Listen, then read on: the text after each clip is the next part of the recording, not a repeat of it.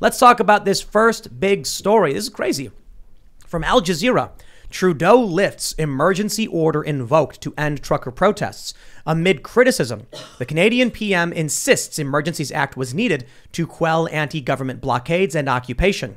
Speaking to reporters on Wednesday afternoon, Trudeau said the Emergencies Act was necessary to help law enforcement agencies disperse large numbers of protesters who had descended on Ottawa. We get it, but it's not true. It's absolutely not true.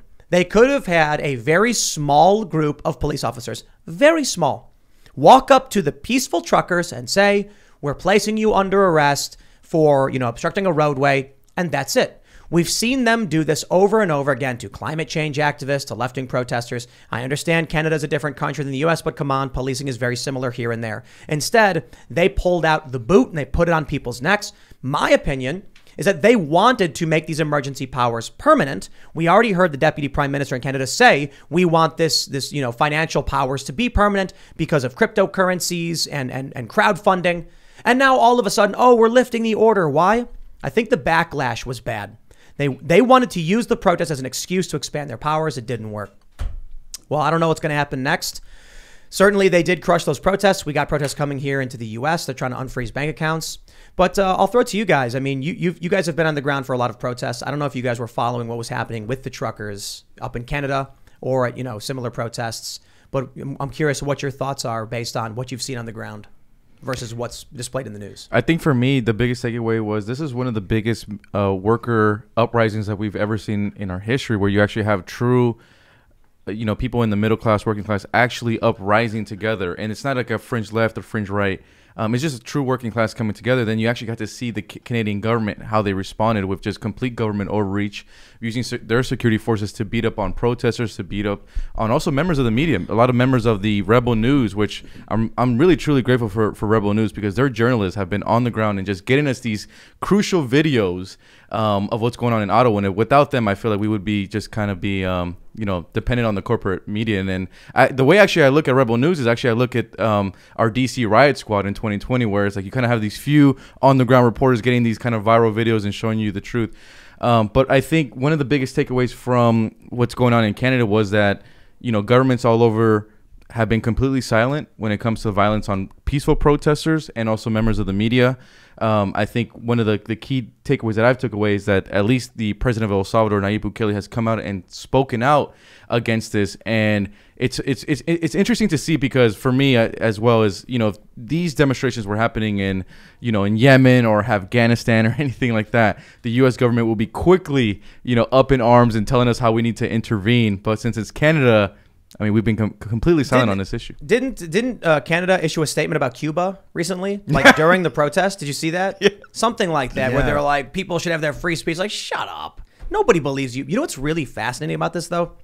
The craziest thing is for me to see, you mentioned this in the intro, that Garcetti is like, bang your pots and pans for the first responders. And I'm like, you mean be a public nuisance and keep people up at night? No. I don't really care about the pots and pans. What do they call that? They call it the casseroles protest. Casseroles, yeah. I don't mind that. I don't care if people are banging pots and pans. I'll go and be like, woo, make some noise. But they complain about the truckers honking their horns. Now, I get it. I'll say it all the time. Different countries. But the same people in the U.S. who are supporting banging pots and pans and protesting with Black Lives Matter during a pandemic are condemning truckers for going out and protesting. Speaking of protests, the trucker protest is like a perfect example of what a peaceful demonstration looks like.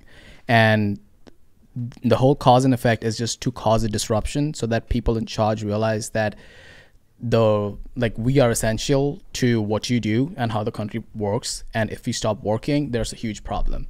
So you, as our ruler, are kind of responsible to take care of what our needs and demands is, because you are in charge of us. Well, and we vote you guys in. I take my cues from Alexandria Ocasio-Cortez. She's a great leader. She's a thought leader for our generation, and she says that protests are supposed to make you uncomfortable. Correct. Yeah. And I say you're so right. Yes. You're so brilliant.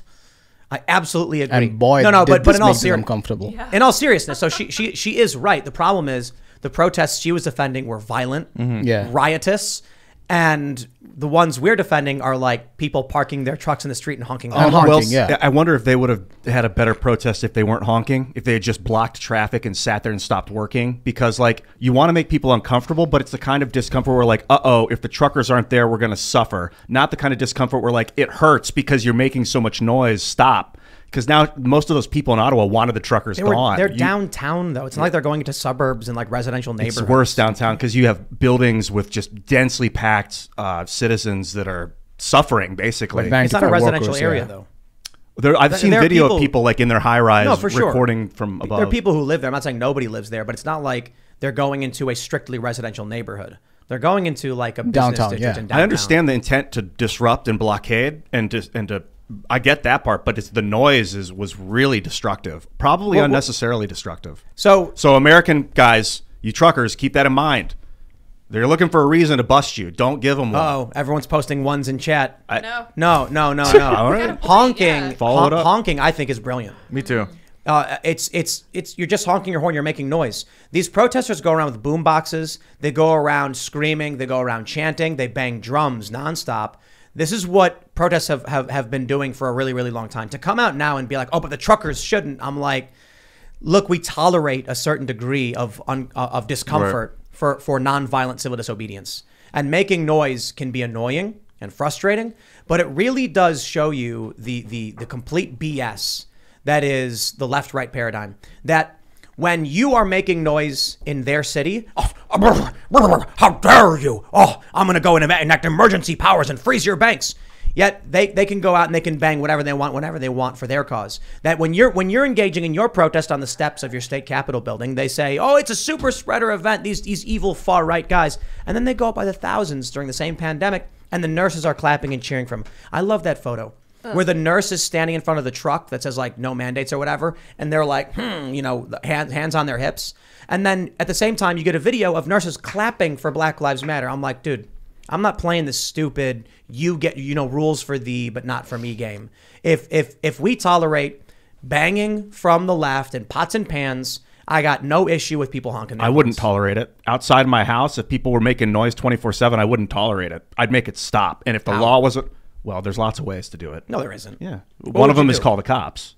Right. And then noise ordinances and stuff. We have them for a reason. So you support the emergency powers to crack down No, on the and I think the fact that they could do that and do it again tomorrow if they wanted to spin them up again is terrifying. And we should repeal the Patriot Act. That they could use the NDA. Right. I don't know. I mean, for me, it's hard to fault the truckers at all. I mean, the honking's not a big deal. I guess for me, from my perspective, is just from being on the ground and seeing the Black Lives Matter protests in person. You had folks there was that famous aerial shot in D.C. where it looked like every single building was on fire. Yep. You had people in D.C. in their high rises where they're filming videos, like actually cheer on the protest. And as soon as the protesters look at them, they'll like throw a rock through the window. So for me, it's like, the honking, I can't fault, especially what we've seen on the ground here in the United States. And the thing is, the media that's demonizing the truckers, I mean, they're all in cities that were being wrecked by the Black Lives Matter protests in 2020. Yeah, so I may disagree with Ian about whether or not the trucker should have been honking, but I do think he has a salient point about the feds now keeping a very close eye on the truckers.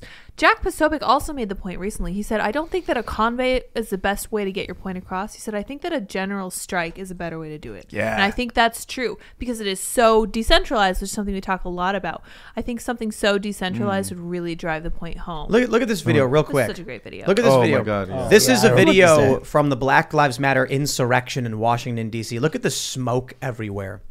It's absolutely insane. I will never forget that image. I remember that image that always sticks out. My sister, she owns a wine bar downtown DC, and the day after this, she sent me photos of her glasses, and she has like plants outside the bar, and everything was shattered and stuff like that.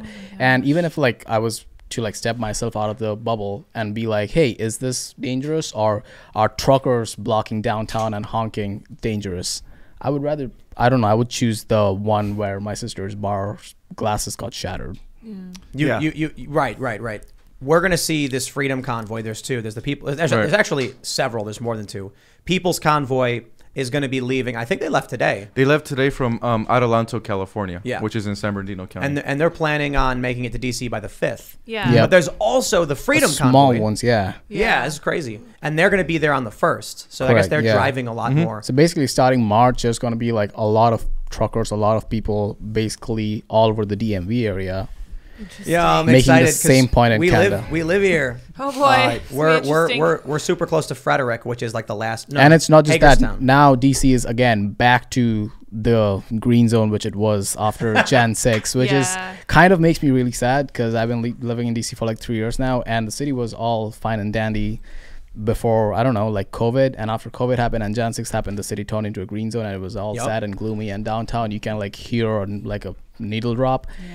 And it was kind of getting better, and starting, I don't know, like yesterday, it's again like getting locked up. And you National can't- Yeah, Guard, it yeah. feels like a symbolic protest. This going to DC and setting up in the Capitol. Like it's more. It's not a functional protest. It doesn't actually do anything. You're wrong. It just wrong. It's wrong, like wrong. look at how big I am. It Am I big? sends a I'm bigger message, than though. you. It's- I control the world now, Well, and the well, all right. feds are going to be like, no, Let's- you let's- don't, let's- bro. let's- and I'm going to let's- show you how you don't. Thanks for checking out this segment from the Timcast IRL podcast. If you want to watch live, you can check out this channel Monday through Friday at 8 p.m.